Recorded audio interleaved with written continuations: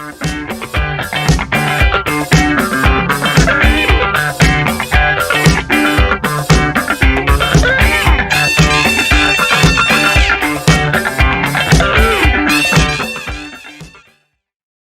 Friends, എല്ലാവർക്കും കുടംപുളി കിച്ചണിലേക്ക് സ്വാഗതം.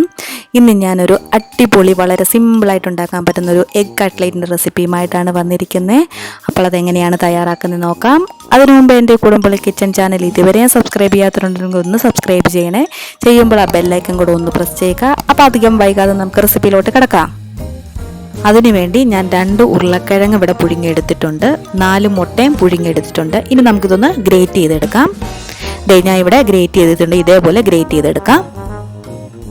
അപ്പോൾ നമുക്ക് ഇതിലോട്ട് ആവശ്യമായ ഉപ്പ് ചേർത്ത് കൊടുക്കാം. അതിനുശേഷം നമുക്ക് ഇതിലോട്ട് ഒരു 1/2 ടീസ്പൂൺ മഞ്ഞൾപ്പൊടി, 1 ടേബിൾ സ്പൂൺ മുളക് പൊടി. അപ്പം ഞാൻ ഇവിടെ ടീസ്പൂണാണ് എടുത്തിരിക്കുന്നത്, അതുകൊണ്ടാണ് ഞാൻ വീണ്ടും ഇട്ട് കൊടുക്കുന്ന ഒരളവ് കിട്ടാനായിട്ട്.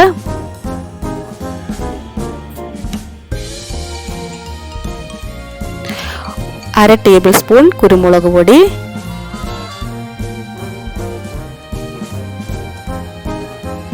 1 ടേബിൾ സ്പൂൺ ഗരം മസാല,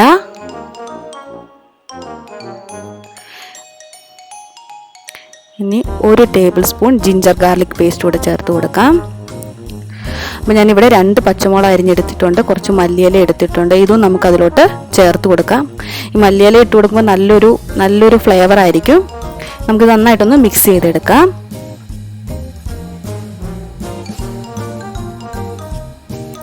അപ്പോൾ ഞാനിവിടെ കുറച്ച് സവാള നല്ലതായിട്ട് ഫ്രൈ ചെയ്ത് വെച്ചിട്ടുണ്ട്, അതുകൂടെ നമുക്കിതിലോട്ട് ചേർത്ത് കൊടുക്കാം.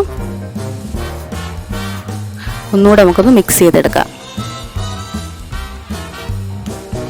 ഇനി നമുക്കിതൊന്ന് കട്ട്ലേറ്റിൻ്റെ ഷേപ്പിലൊന്ന് പരത്തിയെടുക്കാം. അപ്പോൾ ആദ്യം ഇതേപോലെ ഒരു ചെറിയ ബോളാക്കി നമുക്ക് ഉരുട്ടിയെടുക്കാം.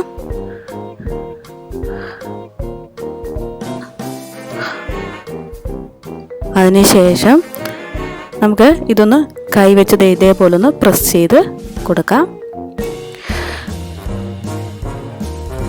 അപ്പം ഇതേപോലെ നമുക്ക് ബാക്കിയുള്ളതും കൂടെ ചെയ്തെടുക്കാം. അപ്പം ഞാനിതെല്ലാം ചെയ്തെടുത്തിട്ടുണ്ട്. അപ്പോൾ എനിക്ക് 9 കട്ട്ലേറ്റിന് ഉള്ളതാണ് കിട്ടിയേക്കുന്നത്. അപ്പോൾ ഇത് നമുക്കൊന്ന് ഫ്രൈ ചെയ്തെടുക്കാം.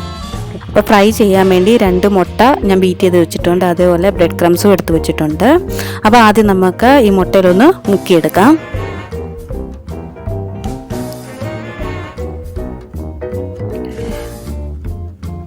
അതിനുശേഷം നമുക്ക് ബ്രെഡ് ക്രംസിൽ ഒന്ന് നന്നായിട്ടൊന്ന് കവർ ചെയ്ത് എടുക്കാം.